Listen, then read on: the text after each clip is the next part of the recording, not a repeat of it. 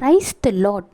ஆண்டவராகிய இயேசு கிறிஸ்து நாம் தவறுகளை செய்யும்போது நம்மளை காயப்படுத்தி அதன் பிறகு கட்டு போட்டு நமது காயங்களை ஆற்றுகிற தேவன் மாத்திரமல்ல, நம்மளுடைய தவறுகளை நாம் உணர்வடைந்து அவரிடம் அறிக்கையிடும் பொழுது நம்மளுடைய பாவங்கள் சாபங்களிலிருந்து விடுதலை தருவதோடு மாத்திரமல்லாது நம்மளை ஆசீர்வதித்து பாதுகாக்கிற தேவன்.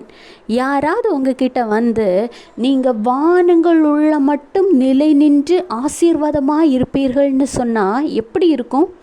மனிதர்களுக்கே இப்படின்னா ஆண்டவராகிய இயேசு கிறிஸ்து இன்று உங்களை ஆசீர்வதிக்கிறார். சங்கீதம் 89:29, அவன் சந்ததி என்றென்றைக்கும் நிலைத்திருக்கவும் அவன் ராஜாசனம் வானங்களுள்ள மட்டும் நிலை நிற்கவும் செய்வேன். உங்கள் சந்ததி இந்த பூமியில் நிலைத்திருக்கும், உங்களுடைய ராஜாசனம் வானங்களுள்ள மட்டும் நிலை நிற்க செய்ய போகிறார். ஆண்டவராகிய தேவனுடைய இயேசு கிறிஸ்துவினுடைய ஆசீர்வாதங்களை பெற்றுக்கொள்ள நீங்கள் தயாராக இருக்கீங்களா?